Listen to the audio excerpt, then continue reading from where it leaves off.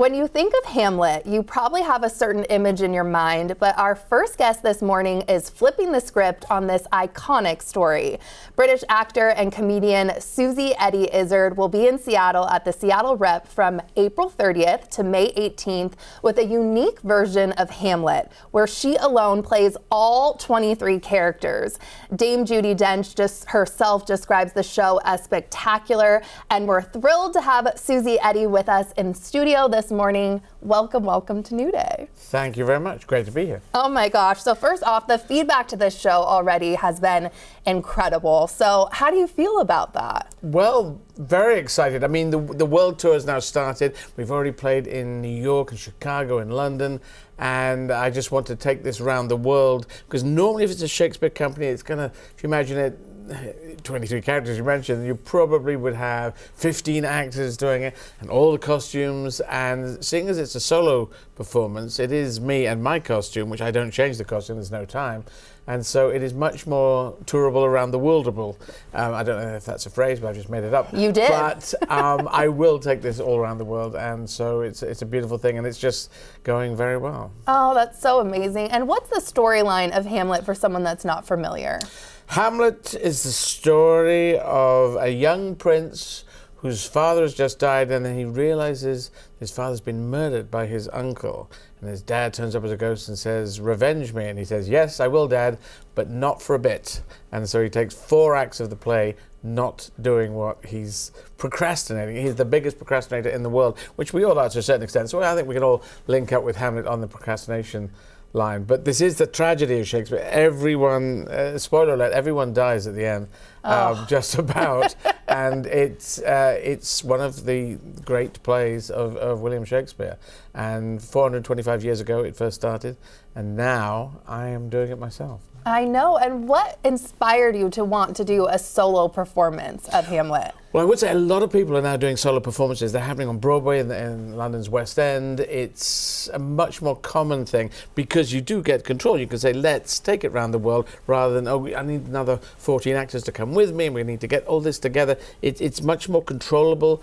And in a post-COVID world, things are downsizing. Hollywood's been downsizing, much less productions than were happening than during COVID. So it gives you that great position, and it's a real test. I mean, playing Hamlet is a real test, but playing Hamlet and Ophelia and Polonius and Gertrude, it's just a real challenge. Yeah. And people say, well, Eddie, you like challenges, you run marathons, you do gigs in different languages, which I do, but it's just something I wanted to do. I've always wanted to be an actor since I was a young kid, and I've obviously done a lot of acting, but Shakespeare really intimidated me. Oh. But this is me pushing. I'm severely atypically dyslexic, but we've distilled the show into a show that's very grabbable. People are loving it. Judy, I do know Judy. She did come. Aww. I didn't ask her to come, and then she said it was spectacular. She texted me and I said, "Judy, can I use that as a..." She said yes. So we have this amazing quote from Judy, and she knows her Shakespeare. Oh my gosh. And why did you feel right now then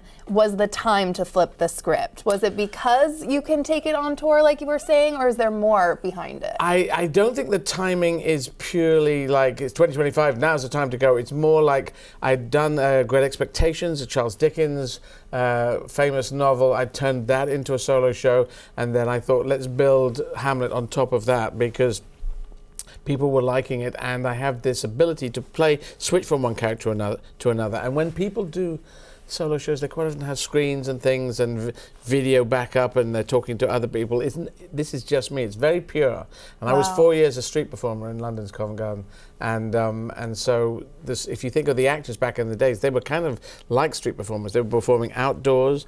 There were no lights. It was all in the open air, and so my training is kind of like those actors. So it's quite a pure version of Shakespeare they get. Shakespeare distilled. And how do you, if something goes wrong, it's all on you. So how do you deal with that pressure? You just have to get yourself out of it. There's normally someone on the book, and if you lose a line, you would say line. This is a theatrical tradition, but I don't do that.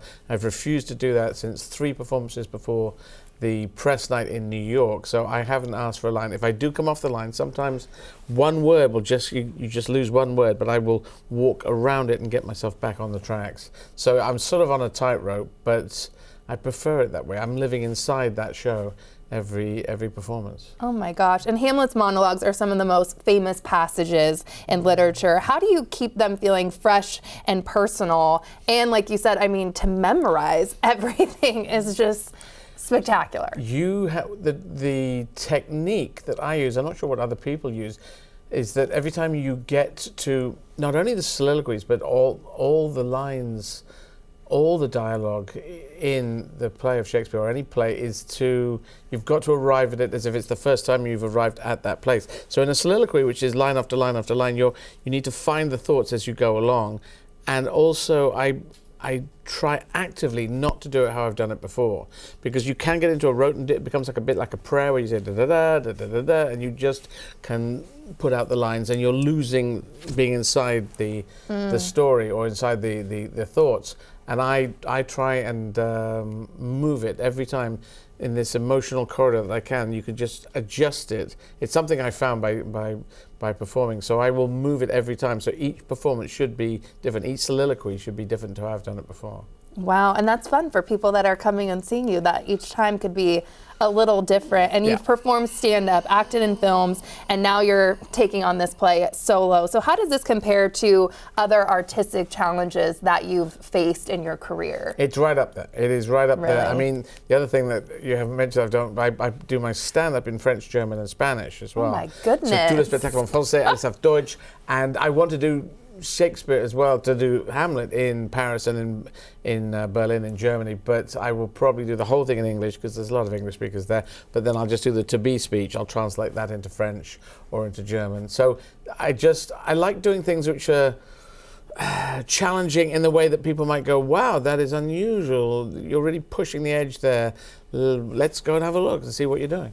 And have you been enjoying your time in Seattle so far, and do you have any favorite spots? Because you said you've been here before. Yes, I've been here 5, 6 times maybe. Well, you've got the summer weather coming. Are we almost at summer? We're kind of, it came, it's we sort thought. of when yes. And then it's backed up a bit, and then I think it's going to pick up again in a few days. So your weather, Seattle's weather is twinned with London, I think. I don't know if you know that, but what you get here as your weather is kind of, if it rains, then we go, well, we get that too. Oh my gosh. That grey. Well, it's clouds. Clouds are grey. Why are they grey? Why can't they be orange? Why can't they be multicolored, rainbow colored? I kind of like it though. I like getting my coffee. Yeah. You like grey? I know. No. Grey is no. I dismiss You're bringing this. the sunshine for me. Yes, I want sunshine is good. Like a crisp winter's day, that's really good. You know, when the sun's shining and there aren't the clouds, but it's crisp and it's still cold. You wrap up warm. That really works for me. But the grey days, I don't. Grey, drizzly, no, not so good. Okay, are you a seafood fan? Are you excited about any food here? I know it exists, seafood, and I know they swim around and then they say, "Hey, I've had enough. Let's get on a plate." I'm okay with seafood. I'm you know, a foodie. I'm the opposite of a foodie. I'm foodie. I'm at school. You see, it's sugar. Actually, sugar was poisoning my taste buds. What? And well, you know, if you have sugar, it poisons your taste buds, I think. Oh, I'm addicted. If you have sugar, when you want more sugar, the less sugar you have, the less sugar you want, and then all the taste comes back, and you go, "Wow, this tastes really good." Yeah. I think that is the trick of it, the technique of it.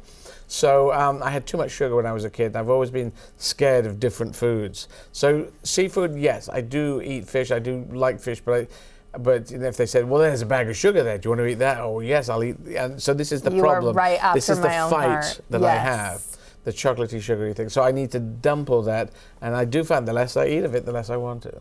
Well, you're amazing. We obviously want to see your show and more of you. So thank you so much for being here today. Not at all. And just a reminder, Suzy Eddie's Hamlet is happening at Seattle Rep from April 30th to May 18th. Check their website for ticket details.